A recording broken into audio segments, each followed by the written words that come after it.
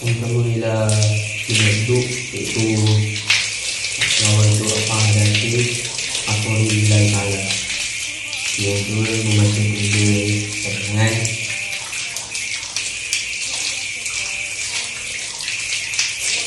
Yang ketiga ialah membaca ialah berbuah dan kembali.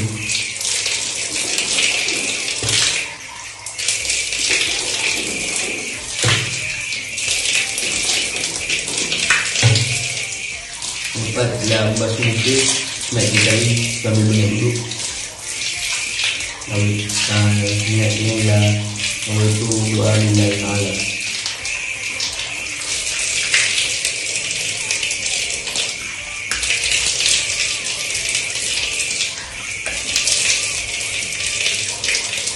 Seterusnya ialah membantu kedua tangan banyak sekali.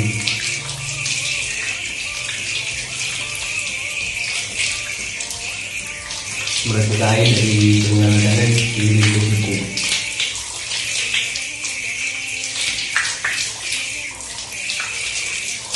Akhirnya dalam membacakan sebagian balik.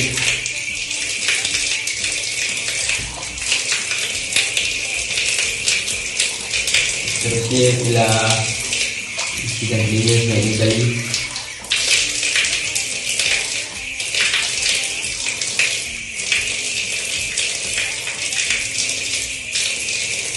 Mulailah membaca beberapa kali. Ini dari minggu ke kembali.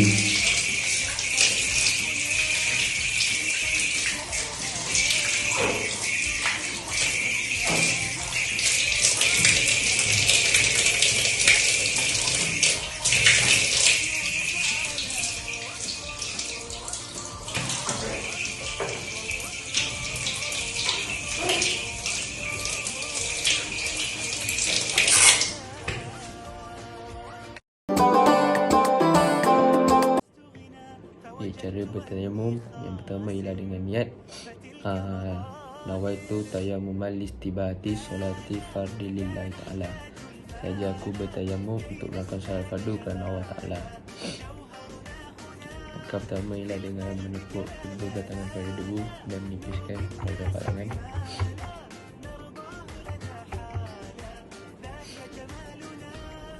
Langkah kedua ialah menyapu debu ke luka.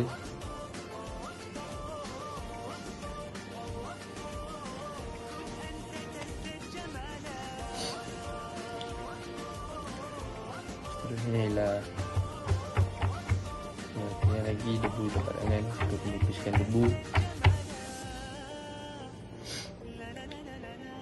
Seterusnya ialah debu tangan kanan disapu pada tangan kiri dan debu tangan kiri disapu pada tangan kanan.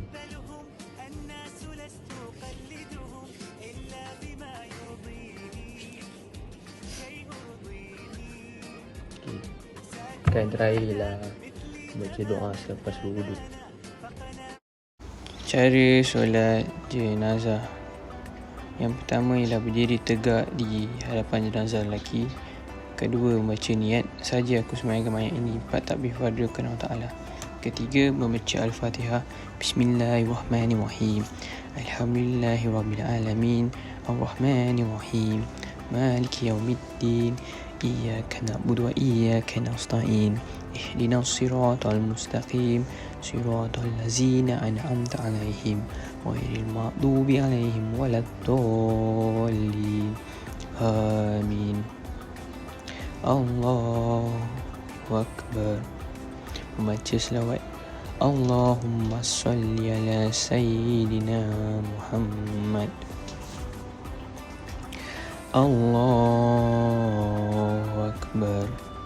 Membaca doa.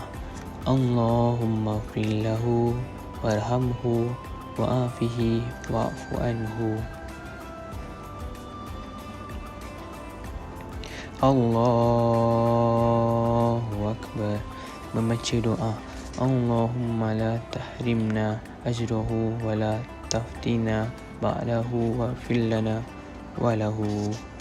Memberi salam.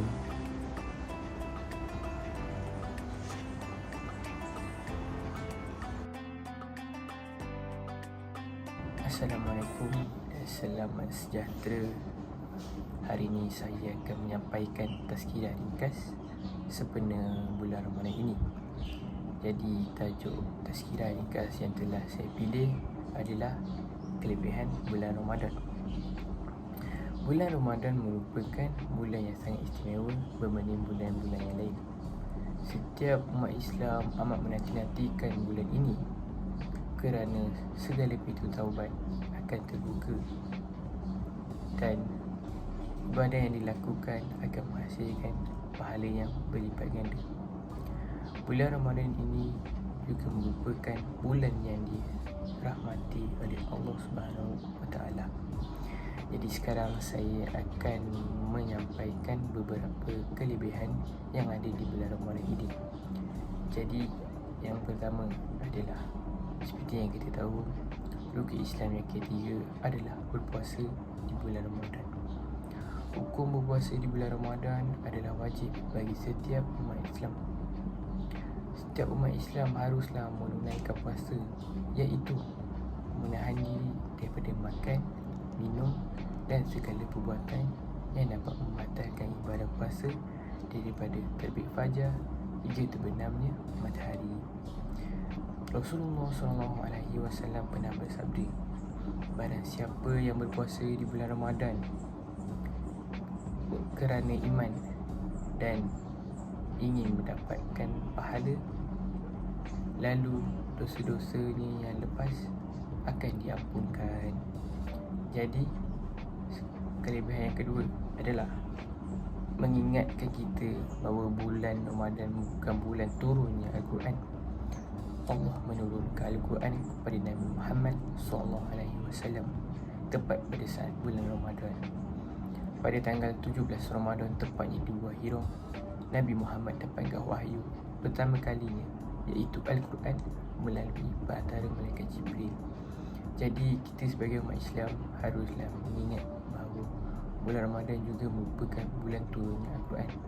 Kita juga haruslah mengamalkan Al-Quran untuk mendapatkan pahala dan syafaat daripada Allah Subhanahu Wa Taala.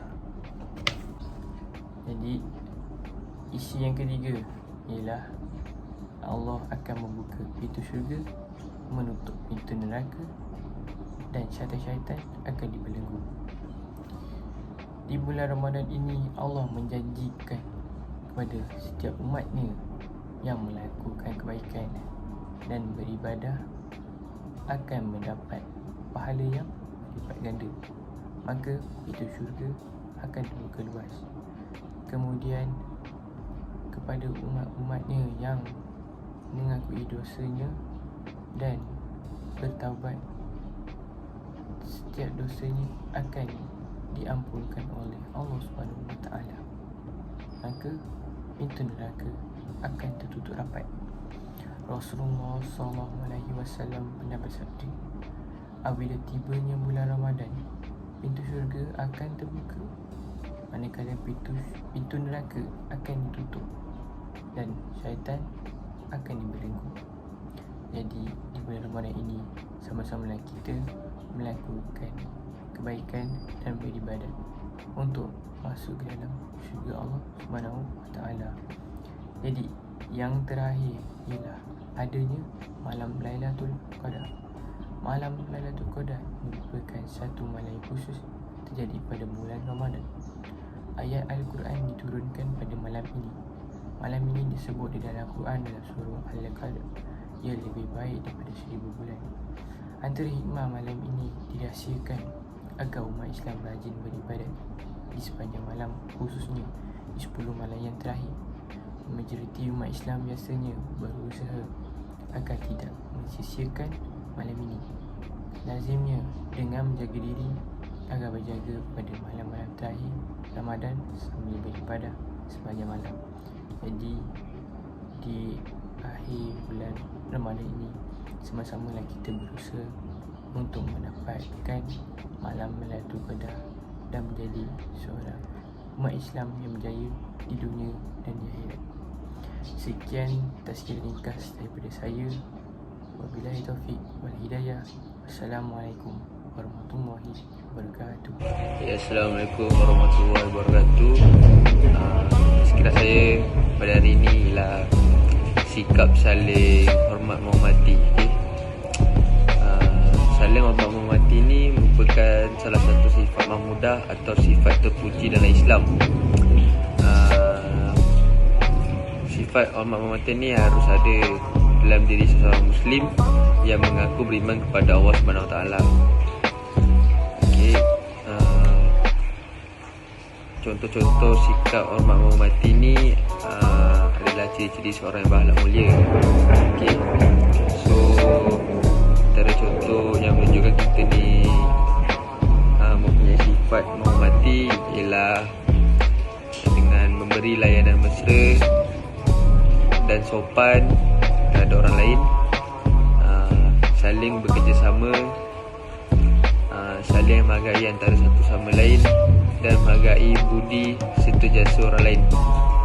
Selain itu, dalam pergaulan seharian kita juga dituntut untuk berakhlak mulia seperti baik dalam bertutur kata. Baik dalam kata macam kita jaga tutur kata kita ketika kita sembang orang, perilaku, bahkan ia menjadi syarat kesempurnaan iman seorang muslim.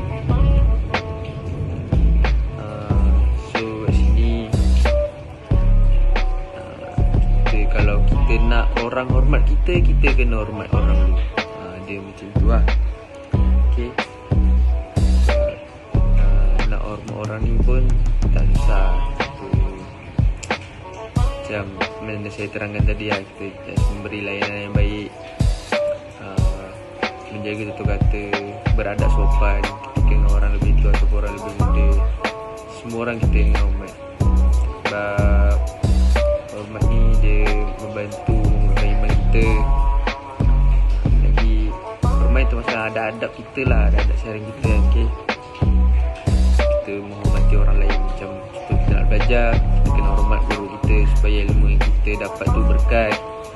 Macam kita nak berjaya dalam hidup, kita kena hormat ibu bapa kita. Baru kita nak terrestu, baru senang nak hidup. Sama juga dengan orang lain, kita kena hormat orang lain juga.